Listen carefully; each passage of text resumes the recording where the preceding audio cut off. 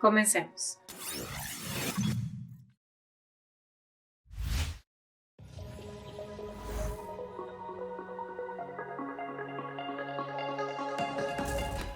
Compartimos el hemisferio al norte con uno de los países más avanzados y desarrollados del Nuevo Mundo, con una economía capitalista industrializada, liderando la tecnología y la digitalización, poseedor de una auténtica fuerza militar y armamentista.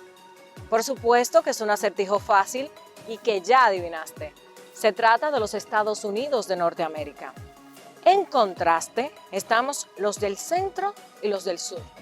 En el caso de la República Dominicana, apenas nos separan unas 3 horas máximas en avión, que suelen ser interminables y trágicas por la vía ilegal. Y nos atan millones de razones que residen allí, manteniendo vínculos familiares, amorosos y económicos indisolubles con este país. La misma realidad es compartida por muchos otros países, como México, Ecuador, Guatemala, Colombia y los que ya sabemos. En general, en el centro y el sur estamos los multisaqueados, explotados, excluidos, desamparados, deficitarios, corruptos y las víctimas de costosas colonizaciones. Un coste que es a la vez histórico, social, institucional, económico y emocional, con el que los latinoamericanos y caribeños, faltos de oportunidades, cargamos. La historia corta sería más o menos así. A la vez que las repúblicas latinoamericanas y caribeñas luchaban por su independencia frente a las anarquías en la conformación de estados nacionales, se estancaron políticamente, institucional y económicamente. Los norteamericanos, en cambio, expandieron su economía en la región y ocurrió entonces que en la división del trabajo, los países de esta región nos hicimos dependientes de la economía norteamericana al convertirnos en productores de materias primas para los Estados Unidos, que había impulsado un proceso de industrialización a gran escala y velocidad.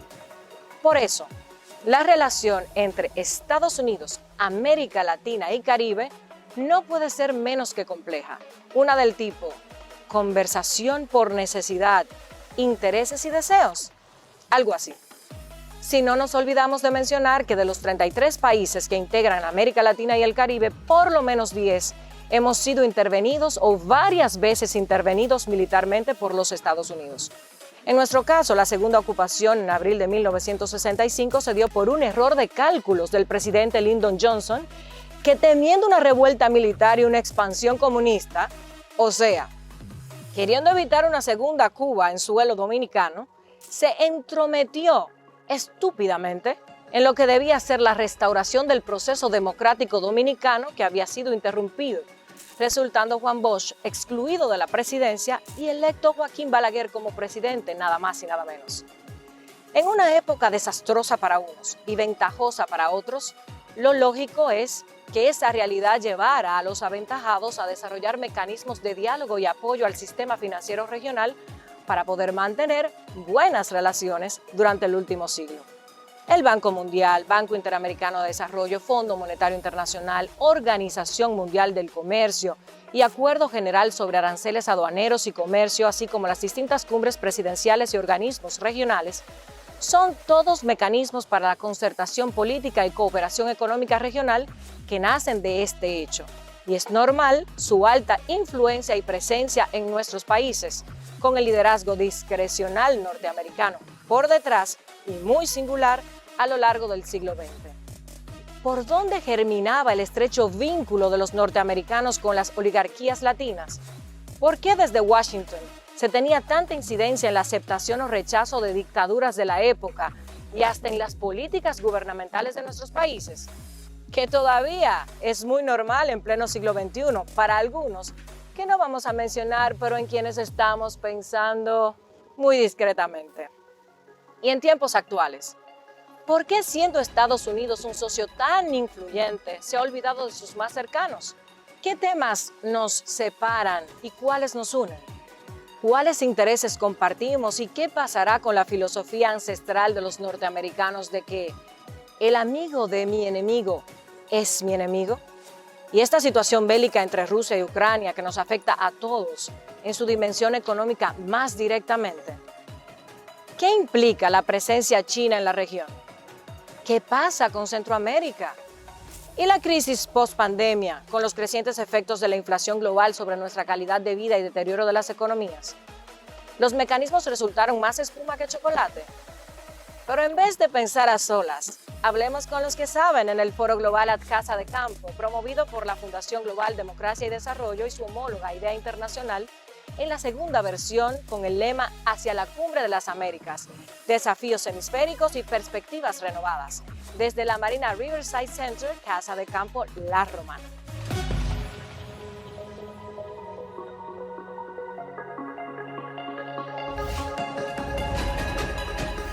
Buenos días, República Dominicana. Soy Eduardo Gamarra, profesor de Política y Relaciones Internacionales en la Universidad Internacional de la Florida, en Miami, Florida. Profesor, ¿cómo están las relaciones entre Estados Unidos, América Latina y el Caribe? Mira, están pasando por un momento muy difícil. Y yo te diría más bien que ha habido un abandono total de parte de Estados Unidos a América Latina, probablemente durante las últimas 2 décadas. ¿No? Y por eso, de alguna manera, esta cumbre que viene representa una oportunidad para retomar algo que creo que se había por lo menos visualizado hace 20 años, precisamente en Miami con el lanzamiento de la primera cumbre de las Américas. En el 94. En el 94, exacto, sí. ¿Y cuáles son las prioridades de los Estados Unidos? Porque es difícil imaginarnos que ante tal descuido, no de 2 días, 2 décadas, ¿cuáles serían sus prioridades ahora y el punto de encuentro? Mira, esa es una pregunta difícil de contestar, en gran medida porque pienso que yo diría que la prioridad número 1 de Estados Unidos en este siglo tenía que ver con el tema de seguridad. Y tenía que ver sobre todo a partir del 9/11 con la prevención del terrorismo y en esta zona la lucha contra el narcotráfico, particularmente la relación muy especial que tiene con Colombia, copó casi todo el interés. Te acordarás que la Cumbre de las Américas del año 94 intentó lanzar una nueva relación comercial, una relación de integración, una relación de libre comercio. Pero como bien señaló el presidente Fernández precisamente en este foro, ¿no? Hoy ya nadie cree en el libre comercio, ¿no? Inclusive la integración comercial, en gran medida por lo que está sucediendo en el terrible conflicto de Ucrania, ¿no? La integración y la globalización está siendo repensada. Y por eso yo creo que como toda crisis genera una oportunidad, quizás esta es una oportunidad para retomar la importancia de las relaciones hemisféricas y retomar la importancia de las relaciones precisamente de países como República Dominicana, que sí tienen una relación especial con Estados Unidos. Profesor, podría parecer osada, pero repensar una integración que todavía sigue siendo el gran pendiente hemisférico, no sé cómo. Mira, si tomas por ejemplo el caso de México, ¿no? O sea, el éxito de México, a pesar de sus problemas actuales, se debe en gran medida a la integración con Estados Unidos. Sí. O sea, México es un país extraordinariamente nacionalista y tiene un presidente muy nacionalista, pero eso refleja, odio decirlo, pero alguna hipocresía, porque la gran ventaja que ha tenido México es precisamente esa integración comercial con Estados Unidos. Miren, nosotros habíamos pensado mucho a principios de este siglo, inclusive con Funglode, ¿no? Habíamos pensado la idea de crear una relación muy especial entre República Dominicana y el estado de la Florida, por ejemplo, ¿no? Escribimos algunos documentos y donde planteábamos esa necesidad de integrarnos, por ejemplo, integrar universidades, integrar al sector privado y por supuesto una integración entre nuestros estados. Ese corredor tecnológico Absolutamente, soñado, que todo. compartido. Entonces yo creo que sí han habido avances importantes que de alguna manera han mermado, pero que ahora sí yo creo que es importante volver a pensarlos, relanzarlos, ¿no? Y quizás de alguna manera, cuando digo repensarlos, me refiero a que hemos avanzado tanto tecnológicamente. Mira, yo me acuerdo la primera vez que hicimos una conferencia virtual, República Dominicana con mi universidad, que fue como el año 2000, y lo veíamos como algo tan espectacular. Y hoy pues no lo podemos hacer por tu teléfono celular. Es la cotidianidad. ¿No? Exacto. Sí. Profesor, ¿y qué usted opina sobre las iniciativas regionales? OEA, CELAC, Mercosur, SICA, Comunidad Andina. ¿Funciona, no funciona? ¿Qué hacemos con esto? Mira, eso es interesante lo que planteas, porque yo creo que desde Bolívar, ¿no? Hemos hablado de la integración latinoamericana, el gran sueño, inclusive hemos hablado de sueños enfrentándonos a Estados Unidos. Y resulta que ninguna de esas ha funcionado, y de las recientes peor, ¿no? UNASUR, por ejemplo, está muy deteriorado, el CELAC, ni qué te digo. No funciona. Y las iniciativas, digamos, de los países de izquierda, el ALBA, ¿no? Tampoco han funcionado. Y lo único que persiste a pesar de la debilidad es la OEA, ¿no? La OEA necesita ser fortalecida. Criticadísima. ¿No? Criticadísima, por supuesto. Pero entonces ahí yo creo que de alguna manera, por eso hablo de esa gran oportunidad que tenemos hoy, ¿no? Repensar todo en función de lo que está pasando en Europa, que es mira, lo que están viviendo en Europa hoy es lo peor que ha pasado en más de 70 años. Entonces eso nos da a nosotros una oportunidad para volver a retomar temas donde de alguna manera planteemos que las diferencias ideológicas al final de cuentas no son tan importantes. Ya las ideologías no existen. Yo creo que no es una cosa de derecha e izquierda, es una cosa, en mi opinión, y en esto quizás parafraseo al presidente Biden, sí creo que es una amenaza entre autoritarismo y democracia. Profesor, si no hay confianza en los tratados de libre comercio, todos los esfuerzos de integración regional, los esfuerzos bilaterales, multilaterales no nos han funcionado, ¿cuál sería, desde la academia, una opción posible para mirar hacia el futuro? Mira, puede ser que yo refleje mi edad más que nada, ¿no? Y de dónde vengo, pero yo sí creo que la solución a problemas regionales parten de la integración.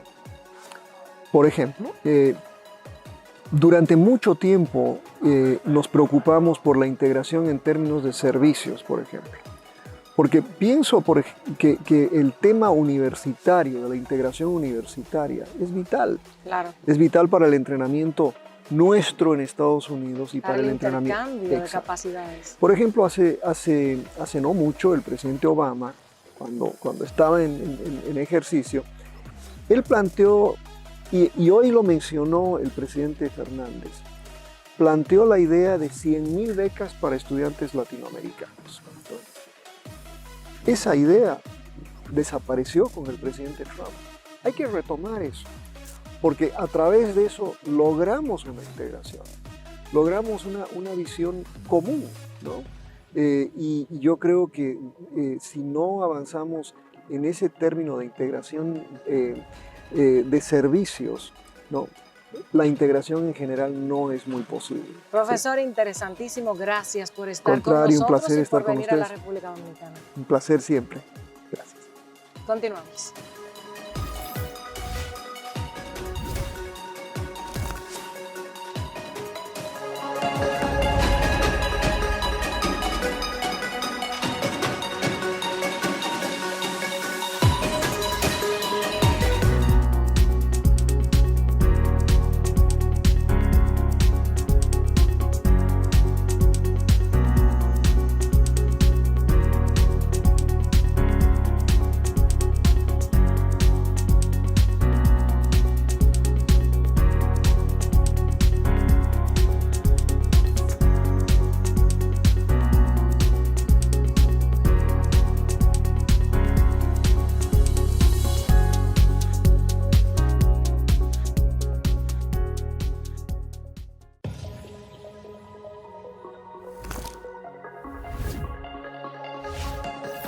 En diciembre de 1992, Estados Unidos firmó el Tratado de Libre Comercio de América del Norte con México y Canadá, el primero de muchos acuerdos de esta naturaleza.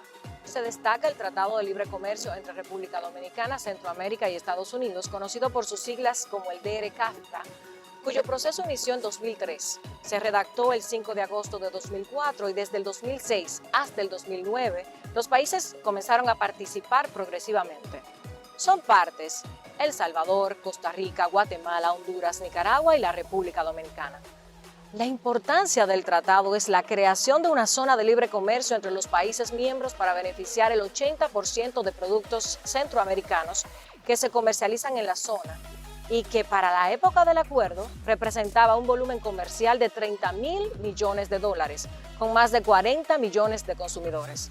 No fue fácil negociar en condiciones diferenciadas. Hubo que ajustarse al contexto político, económico y social de cada participante y determinar el marco jurídico internacional para los aranceles, movimientos aduaneros, origen de productos y reglas para el tráfico de mercancías entre las partes. La piedra en el zapato es que la desgravación arancelaria, baja productividad y competitividad de los países emergentes frente a los Estados Unidos y los retrasados niveles tecnológicos e industriales de América Latina y el Caribe dieron una evidente ventaja a los Estados Unidos sobre los demás socios comerciales, generando rápidamente una ola de críticas sobre la viabilidad de este instrumento comercial y la sostenibilidad hasta su finalización en el 2025. Resultados, muchos. Cual si se tratase del sistema solar. Todos giramos alrededor del Sol, Estados Unidos, cuando se trata de flujo comercial. Dice la Oficina Nacional de Estadísticas de la República Dominicana, por ejemplo, que este país comercializó mercancías con 156 naciones en el 2020. El 53.8% de estas mercancías fueron hacia los Estados Unidos, con un monto ascendente a los $5.302.4 millones. Se importaron mercancías desde 213 países, el 43.3% de las cuales provinieron de los Estados Unidos, para un valor total de $6.984.9 millones. La discusión ahora parte de que mediante este acuerdo se le concedieron a los Estados miembros contingentes arancelarios para productos específicos tales como lácteos, carne bovina, azúcar y productos agrícolas, pero con el compromiso de desmontar los subsidios en esos 25 años, hecho que se ha vuelto alarmante debido a que se acerca una fecha que al 2005 lucía muy distante, pero que desde el 2020 al 2022 pone a sonar todas las alarmas, sobre todo para los competidores menos favorecidos.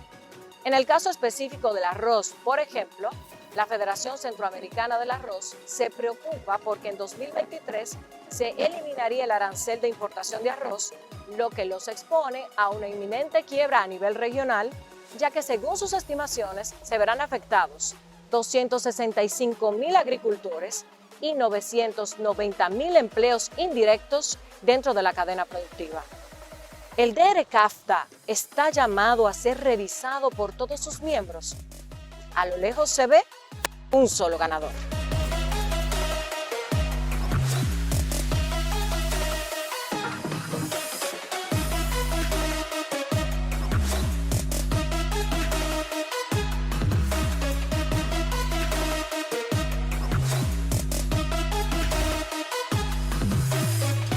Saludos República Dominicana, soy Marisol Argueta de Varías, directora principal para América Latina del Foro Económico Mundial.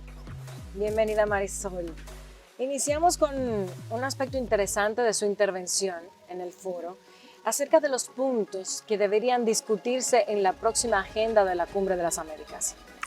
Claro que sí, muchas gracias por la oportunidad, estoy encantada de estar en su país. Gracias a usted. He sido recibida con mucha calidez y con un sentimiento muy positivo en la República Dominicana.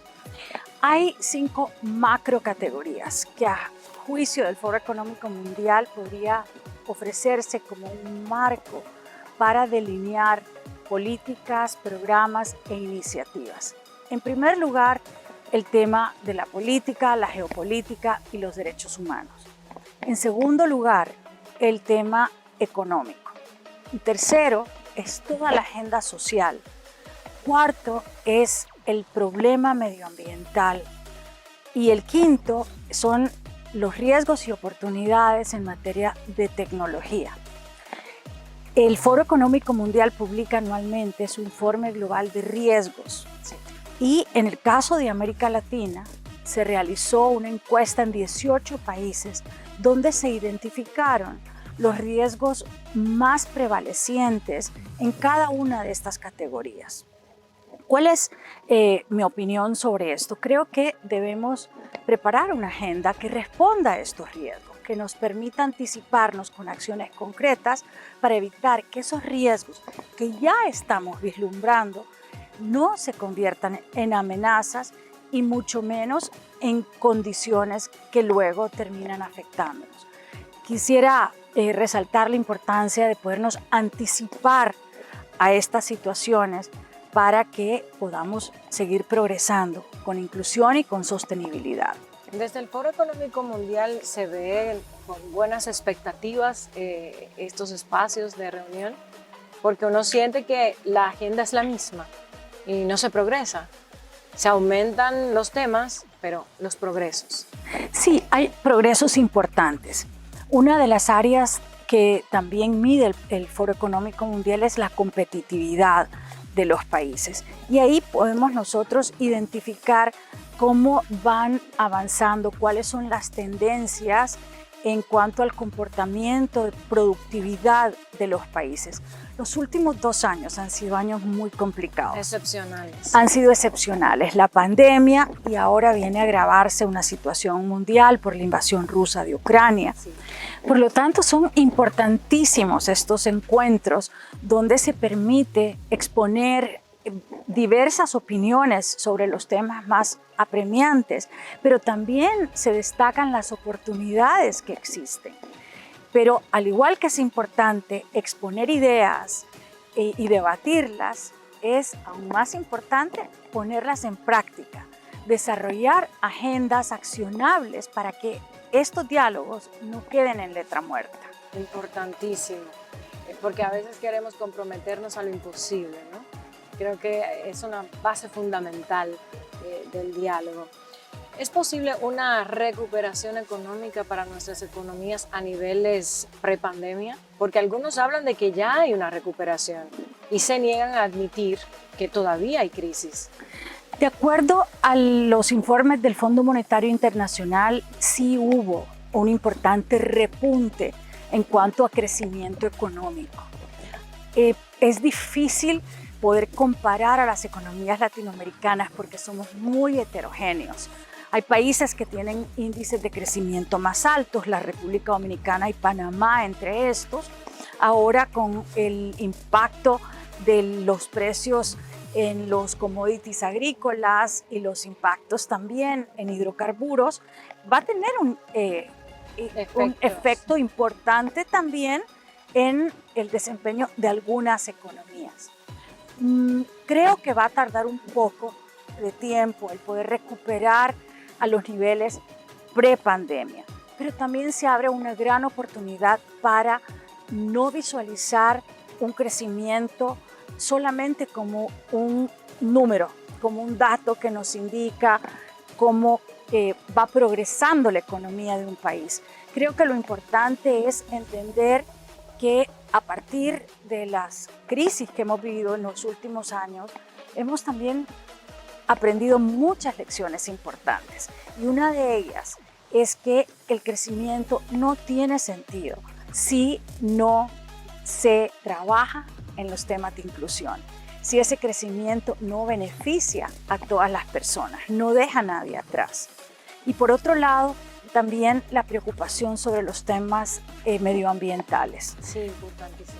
Es sumamente importante que las inversiones, que las planificaciones que se hacen para proyectos e iniciativas tengan el componente de una conciencia en cuanto a la necesidad de cuidar nuestro planeta. ¿Y la inversión en capacitación, la gente joven también? Ese es otro elemento sumamente importante. Hemos visto que también durante la pandemia algunas industrias se han automatizado, se ha acelerado la digitalización Y hemos visto también que viene el reto del desplazamiento de algunos tipos de trabajo, sobre todo aquellos que no requieren mucha creatividad, aquellos trabajos que son repetitivos y que pueden ser reemplazados por máquinas. Por tanto, es importante que los jóvenes puedan prepararse con las capacidades y habilidades que van a requerirse en los empleos del futuro. Pero no solo los jóvenes, las fuerzas laborales actuales, las personas que aún están en edad productiva, deben también de ser recapacitados para no quedarse fuera de los espacios de trabajo. También nos hablaba, y me pareció muy importante, de que ese proceso de inmersión rápida en la digitalización nos expone de cierta manera en el tema de ciberseguridad. Totalmente de acuerdo. Es muy importante que podamos entender, en primer lugar, que la cuarta revolución industrial ya es una realidad. Así es. Ya estamos cada vez más dependiendo de las tecnologías. La digitalización es cada vez más presente en todas las facetas de nuestras vidas, desde la forma en cómo estudiamos, cómo consumimos, cómo nos relacionamos, pero a la vez de que hay un avance en la utilización de tecnologías, se presenta también la necesidad de crear políticas de ciberseguridad para garantizar que el uso de la tecnología sea ético, sea utilizado de una manera apropiada. Finalmente,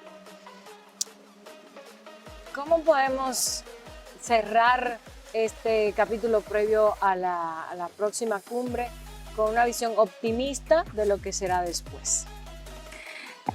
Yo quiero ver siempre el vaso medio lleno y no medio vacío. Creo que hay una gran oportunidad. A la vez que hemos visto que hay mucha interconexión y una interdependencia grande a nivel global, también es cierto que hay grandes oportunidades para la re-regionalización. Somos países vecinos, somos parte de un mismo hemisferio con mucha diversidad, con algunas divergencias. Si nosotros nos enfocamos en lo que nos divide, no vamos a ir a ningún lado. Pero si nosotros nos enfocamos en aquellas áreas donde hay coincidencias, donde hay intereses compartidos, podemos, creo yo, desarrollar una agenda muy pragmática, muy accionable, que asegure que América Latina y el norte de nuestro hemisferio, junto al Caribe, puedan progresar de manera sostenible, incluyente y creando mucha resiliencia. Muchísimas gracias, Marisol, por compartir estos conocimientos con Esfera Global y el pueblo dominicano. Muchísimas gracias por invitarme. Continuamos.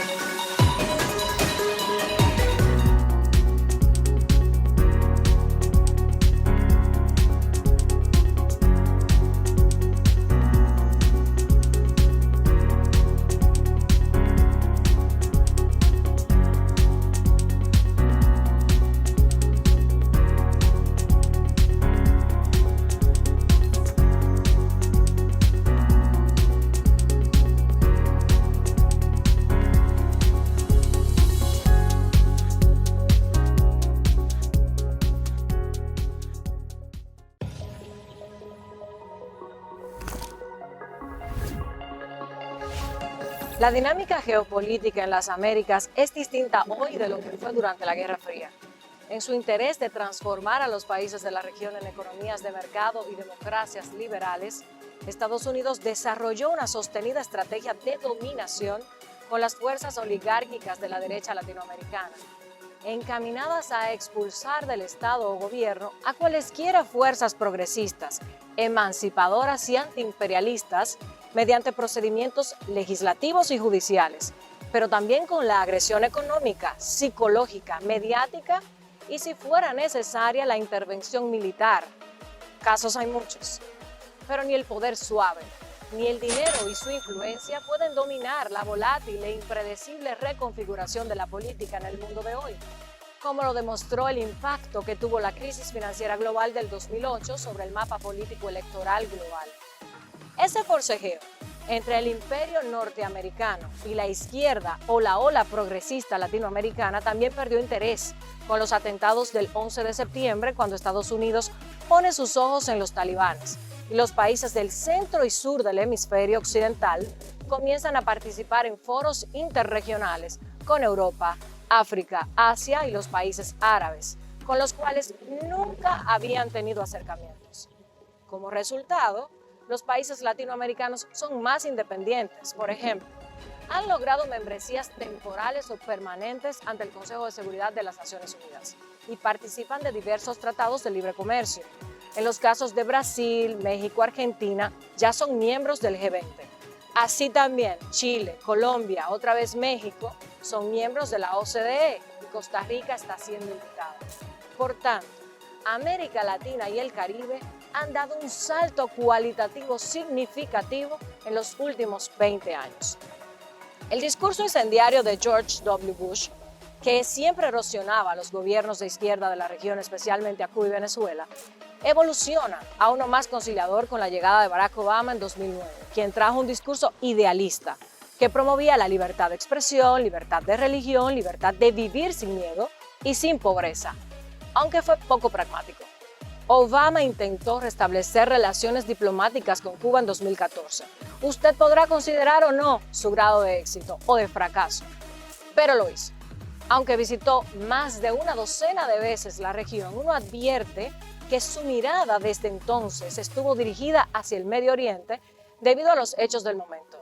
La primavera árabe, la guerra civil de Siria y el conflicto con ISIS, que le demandaban demasiada atención. Y rematando, la crisis económica y financiera del 2008 que complicó al mundo. Contrario a todos, Donald Trump, desde su llegada, generó pérdida de confianza en materia de derechos humanos, gobernanza, Estado de Derecho y políticas migratorias. Su interés en América Latina y el Caribe fue muy marginal. Más brilló por mantener grandes tensiones geopolíticas con Venezuela y una política migratoria que alejó a las Américas del sueño americano. Joe Biden asume un enfoque en la cooperación y las alianzas en lugar de las amenazas y la idea de transaccionar la política exterior que caracterizaron los años de Trump.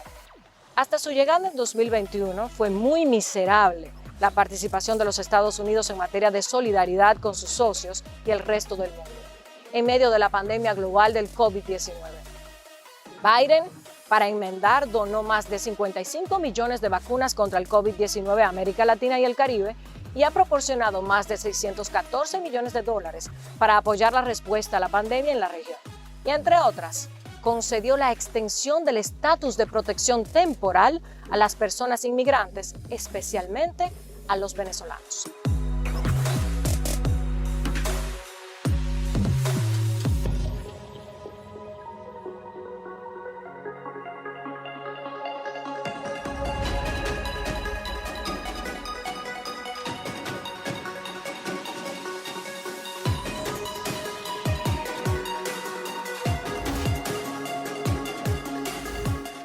Buen día, soy Abraham Lowenthal, profesor emérito de la Universidad de Southern California y fui el primer director también del Diálogo Interamericano. Profesor, para mí es de suma alegría tenerlo en Esfera Global, sobre todo porque conozco que no es su primera vez en República Dominicana y que coincidió en una época histórica muy importante en nuestro país. Cuéntanos.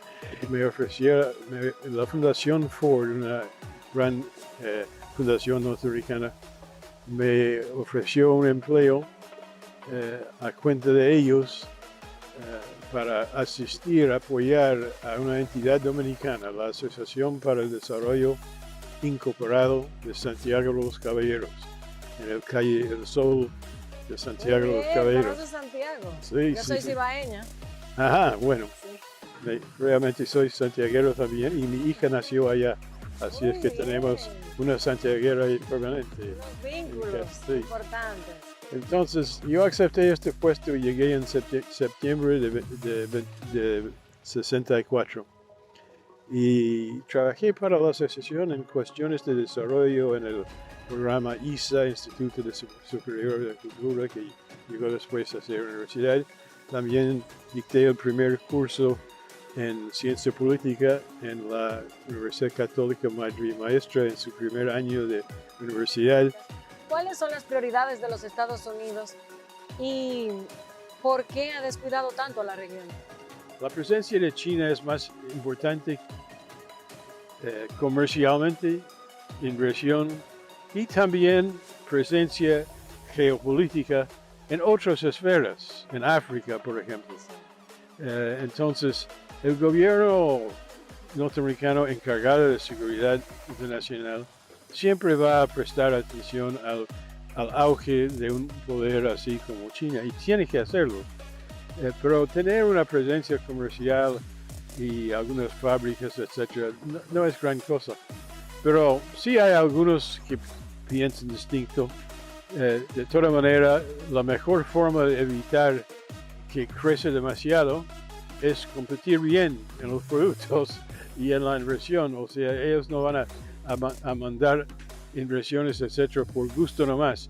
Quieren sacar cobre, hierro, quieren obtener trigo y otros productos. Ahora, la cumbre es una institución que nace en el año 94 en el gobierno de Clinton.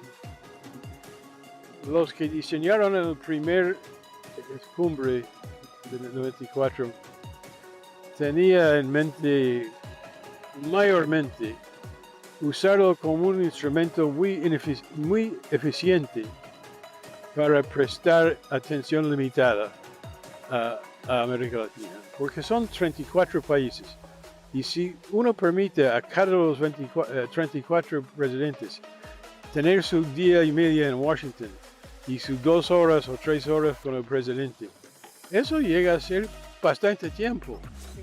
Pero si uno organiza en 2 días en Miami, que todos vienen, entonces muy eficientemente puede tratar con todos. Esa es la realidad de la y la burocracia para ellos es muy eficiente, porque el presidente y el gabinete no presta atención a América Latina nunca, pero con la cumbre prestan atención por los 3 días antes para no caer como sencillo y no informado. Es un momento de gloria regional. Y también oportunidades de tomar fotos, que es en la política muy importante. Ya vemos cuál será el éxito de la próxima cumbre. Ahora, en política exterior no se puede evitar que hay que manejar la relación con China, hay que manejar la relación con Rusia, con Irán, con Corea del Norte, porque ellos todos tienen armamentos nucleares.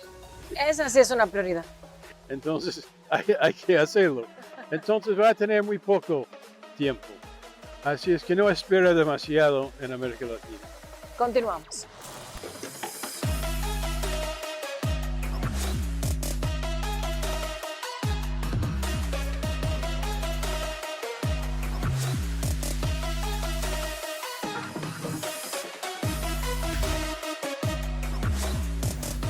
Soy Roberto Álvarez, ministro de Relaciones Exteriores de República Dominicana. Bienvenido, ministro. ¿Cómo es nuestra relación con los Estados Unidos? Nuestra relación con Estados Unidos es excelente en estos momentos. Estados Unidos es el socio estratégico de República Dominicana, el principal socio estratégico de República Dominicana, por múltiples motivos. Nuestro comercio, nuestras relaciones humanas. Tenemos 2 millones de dominicanos o de origen dominicano residiendo en Estados Unidos. Es el país de donde provienen la mayoría de las remesas dominicanas, un 80 a 85%, de donde viene el 43 o 44% del turismo los emisores de turistas principales de Estados Unidos a República Dominicana, así que es el socio de nuestras exportaciones, el grueso de nuestras exportaciones van a Estados Unidos, así que por múltiples motivos y por la cercanía geográfica, obviamente. ¿Interactuamos de alguna manera con China y eso afecta nuestra relación con Estados Unidos? China es un país con el cual tenemos relaciones diplomáticas establecidas van a ser 4 años, en el 2018. Sin embargo, previo a eso también existía una oficina comercial de la República Popular China en República Dominicana y por lo tanto el comercio venía desarrollándose desde hacía ya mucho tiempo antes de que se establecieran las relaciones formales. China es una potencia mundial, es un país con el cual tenemos relaciones amistosas y económicas y en muchos otros órdenes. ¿Cómo afectará el actual contexto de la región? Usted se refería en el foro a la desintegración, la polarización, pérdida de calidad democrática y procesos electorales cuestionables, los trabajos de la próxima Cumbre de las Américas. Dado lo que está ocurriendo a nivel global, primordialmente ahora por la invasión rusa a Ucrania, esto está creando un mayor aceleramiento de lo que ya venía ocurriendo, que es la regionalización del mundo en comparación a la globalización que existía anteriormente. En nuestro continente, en las Américas, ahora hacia esta cumbre de las Américas, tenemos una situación inédita por todo esto, saliendo de la pandemia, encontrándonos con esta situación de guerra, la cual está generando toda una serie de cambios, está alterando los precios de los combustibles, de los alimentos, y por lo tanto ahora en nuestro hemisferio necesitamos buscar respuestas a preguntas muy importantes, fundamentales, como el financiamiento concesionario para poder sortear esta situación que les he mencionado, los precios de los combustibles, por ejemplo. ¿Este conflicto podría dividir a los países de la región entre los amigos de Estados Unidos y los que no lo son? Por ejemplo, en términos de complacer algunas peticiones suyas que respaldan evidentemente a Ucrania. Bueno, Estados Unidos es el anfitrión de la Cumbre de las Américas y por lo tanto dependerá de Estados Unidos. Todavía no sabemos exactamente a cuáles países invitará o no invitará. Así que hay que esperar a ver. ¿Cómo la estrategia de seguridad de los Estados Unidos puede afectar sus relaciones regionales? De múltiples maneras, pero todavía eso está por verse porque la estrategia de seguridad de Estados Unidos está cambiando, la estrategia de seguridad global está alterándose. Mientras tanto, obviamente los países cercanos a Estados Unidos necesitamos trabajar por crear y generar un ambiente de paz y de solución pacífica a los conflictos que existen. Ese debe ser el tema prioritario para nuestros países y obviamente trabajar de mano con Estados Unidos en la búsqueda de esas soluciones. ¿Qué propuestas llevaría la República Dominicana a la cumbre como puntos prioritarios para nosotros? No, está trabajando con todos los temas que están ahora mismo desarrollándose en la agenda. Así que estamos trabajando a través de nuestro embajador y la delegación dominicana en la Organización de Estados Americanos, donde se están exactamente desarrollando ahora mismo los puntos de la agenda. Así que todavía no hay una definición exactamente y no son temas dominicanos, sino son temas colectivos de todos los países hacia la cumbre de junio. Continuamos.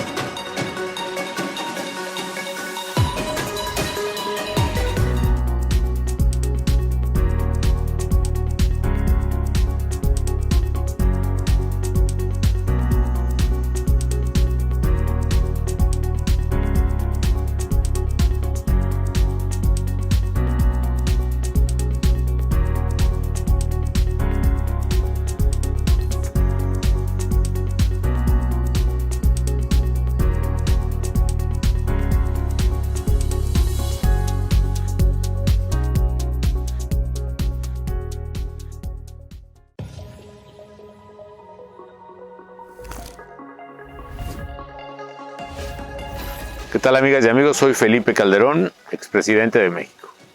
Presidente, gracias por estar en Esfera Global. ¿Cuáles son las prioridades que han llevado a Estados Unidos a desentender la región? Estimo que la política interna de Estados Unidos se ha vuelto muy polarizante, muy demandante y que ha incorporado a la agenda de prioridades de los gobiernos americanos temas distintos de los intereses latinoamericanos, o peor aún, temas que tienen que ver con Latinoamérica pero que son muy tensionantes con nosotros. Específicamente, los 2 o 3 más importantes que yo veo son 2 muy negativos, que es la inmigración de latinoamericanos, particularmente centroamericanos y mexicanos, pero también de prácticamente todo el continente. El segundo tema claramente es el narcotráfico, el crimen organizado, el tráfico de drogas, también un tema muy latinoamericano, por desgracia, en donde el sufrimiento de nuestras gentes es mayúsculo debido al consumo norteamericano, pero también por los niveles de violencia que estamos sufriendo, generado por organizaciones y cárteles que cada vez tienen un mayor control, una mayor captura de poder, de territorio, del Estado en distintas naciones latinoamericanas. Y el tercer tema, que es el comercio, que fue un tema muy positivo mucho tiempo y que lo deseable sí, era y es que se expanda a más países, pero que también ha sido ahora atrapado por la política interior de Estados Unidos, que ha retomado ese énfasis proteccionista, primero con Trump y un poco ahora con el ala más dura de los demócratas que rodean al presidente Biden, que generan este espectro proteccionista en Estados Unidos que necesariamente le dificulta la relación a Latinoamérica. En resumen, la política interior de Estados Unidos está marcando una agenda que por desgracia es distinta a las prioridades de Latinoamérica, es contraria en otros puntos y para remate, las nuevas circunstancias globales, la existencia de una guerra en mucho parecida a una incipiente tercera guerra mundial, es la verdad, evidentemente que marca una prioridad de política exterior muy distinta y muy distante a la de América Latina. Presidente, usted que ha estado allí, que conoce las cumbres y me cuenta esto, ¿para qué sirve la cumbre en junio? Bueno, honestamente son reuniones de muy pocos resultados, hay que decir con toda claridad, ¿no?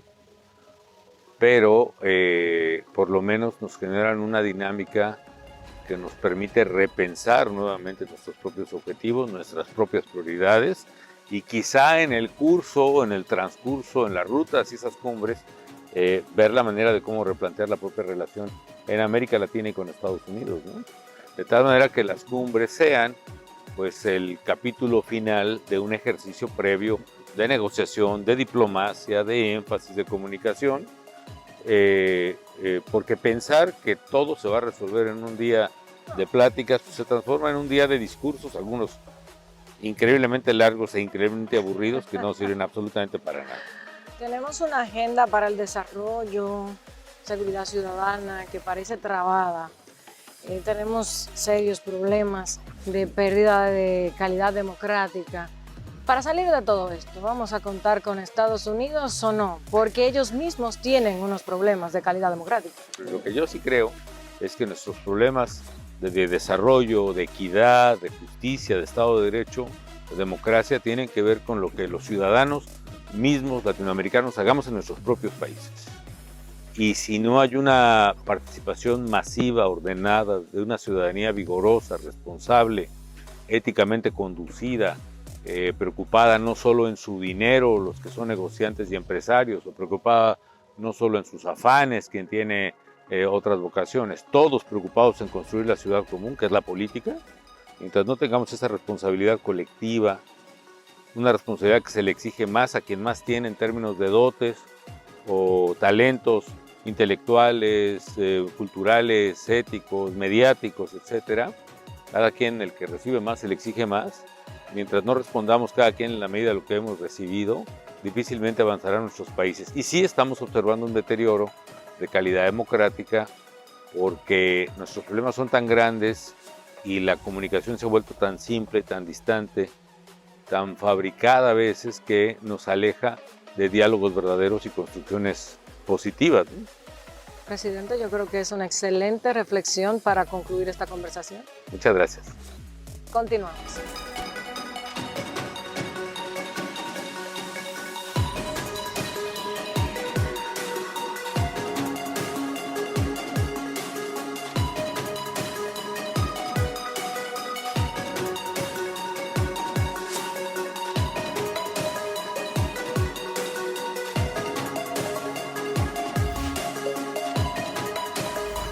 Las cumbres de las Américas se cuentan entre las iniciativas y esfuerzos desarrollados en el siglo XX para mantener la estabilidad en las relaciones hemisféricas, en las que los jefes de Estado y de gobierno debaten sobre aspectos políticos compartidos, afirman valores comunes y se comprometen a ejecutar acciones concertadas a nivel nacional y regional para hacer frente a desafíos presentes y futuros. Eso es según la definición que se puede leer en el portal web oficial de la Organización de Estados Americanos. Nosotros lo decimos más fácil. No hay otra oportunidad más que estas cumbres para que los presidentes latinoamericanos y caribeños se reúnan con el presidente norteamericano a tratar agenda común regional. Este año, en junio, será Estados Unidos quien acogerá la 9ª Cumbre de las Américas en Los Ángeles, California, bajo el lema Construir un futuro sostenible, resiliente y equitativo para nuestro hemisferio. Profundizar acerca de la agenda y efectividad de los compromisos asumidos a través de los mandatos de estas cumbres, si se cumplen o no, ha sido la propuesta de la FUNGLODE e IDEA Internacional a través del Foro Global Ad Casa de Campo que hemos documentado desde la Marina Riverside Center Casa de Campo, La Romana. El diálogo de alto nivel y mayor trascendencia promovido desde la República Dominicana para todo el hemisferio occidental y más allá. En un mundo de caos, de locura e incertidumbre, que requiere observación, análisis y soluciones coherentes. Un mundo en el que, sin estar en guerra, nos vemos envueltos y afectados por ella. En una región que ve la presencia progresiva de China en el mercado de exportaciones y relaciones comerciales en Brasil, Argentina, Chile, Ecuador, Perú y Venezuela. En el año 2000, su participación representaba menos del 2% del comercio total de la región y en 2035 podría alcanzar hasta el 25%. Tan solo entre 2000 y 2020 se incrementó un 2.600%, pasando de $12.000 millones a $315.000 millones y se espera que se duplique para el 2035. Hasta superar los $700.000 millones. Entre 2005 y 2019, China otorgó 99 préstamos a 18 países de América Latina y el Caribe, con un monto ascendente a los $136.816 millones, contando a la República Dominicana, que ha tomado uno por $600 millones, según el diálogo interamericano. Y no se quedó atrás al expresar solidaridad internacional aportando información científica fundamental para el desarrollo de vacunas y donando millones de dosis de ellas, gracias a lo cual países como el nuestro han podido controlar la expansión y efectos adversos de la enfermedad causada por el COVID-19. Todo eso ocurría mientras los Estados Unidos brillaban por su ausencia.